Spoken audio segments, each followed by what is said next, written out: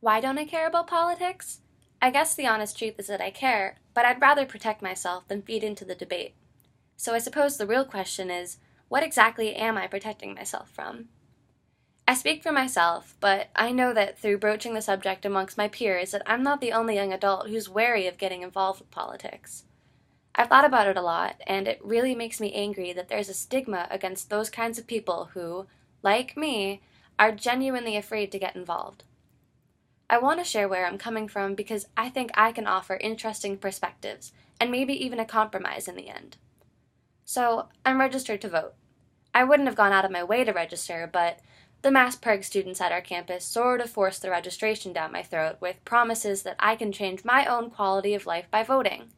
That's my first problem. My freshman year of college shouldn't be the first place I have a run in with political obligations. Politics are a big deal. Contrary to the popular belief that people don't vote because people don't care or don't get what a big deal it is, I get it. I'm going to zero in on presidential elections here with a nod at other political positions. That's just too broad a topic for me.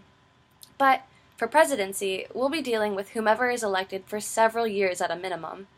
The power of a single vote is massive, and I don't overlook it, believe it or not. However, we emphasize that fact too late. We encourage young adults to get involved too late. We force them to try to care too late. What's the result? Generations of misinformed, or worse, apathetic, grumpy, non-political conversationalists. Early high school should start an emphasis early.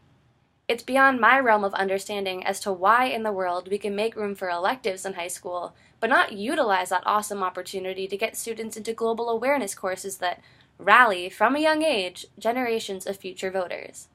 Compromise number 1. Give kids a safe place to learn about why we vote and what its relevance is to us, and we'll probably use that information way better than a demonstration of putting condoms on bananas. Even then, though, once you leave that safe haven of cultivation and hopefully thought-provoking discussion, kids enter the real world eventually.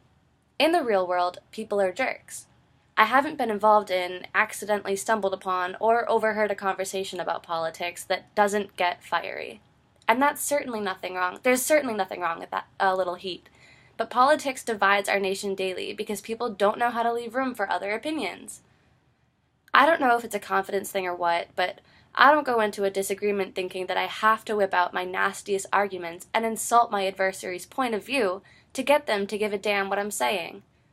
Logically speaking, has this ever worked for anybody? I mean, is anybody going to listen to you because you're aggressively asserting your opinion in a new way?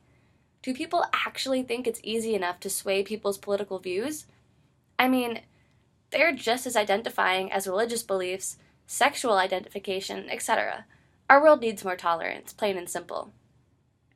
I don't have a compromise or solution for that other than to suggest that we all slap ourselves with a little bit of a reality check. However, as I've probably made clear, I am not the kind of person who gets butthurt if I'm disagreed with. I respect that no matter what I say, sometimes people dig their heels into the ground so deep that they're absolutely rooted in their beliefs.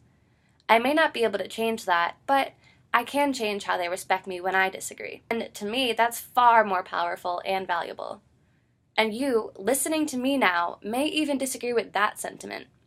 Honestly, that's cool with me. This speech isn't about persuasion, it's about awareness. Can you scroll down your Facebook feed without seeing a friend share some article about a candidate without a racy, nasty, or judgmental caption of their own above it? If you can, let's trade friends, because I certainly can't. I'm glad we live in a world where we can voice what we feel, but I hate politics, and I'm going to sum up why. Politics encourage arrogance due to a firm stance in one's belief being right over another's being wrong. Thus far, nobody has proposed a solution to this.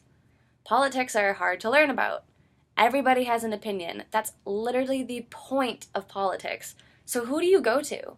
Your bigoted neighbor? Your conservative grandmother? Your liberal hippie classmate? It's no sweat off my back to waste my vote going unheard. I can't personally make an decision based on all of the crap being thrown in my face. Politics make me feel hopeless. Politics make a lot of people feel hopeless. And I really hope that we can start adding more tolerance to our suggestions and our political beliefs, because otherwise, we're screwed.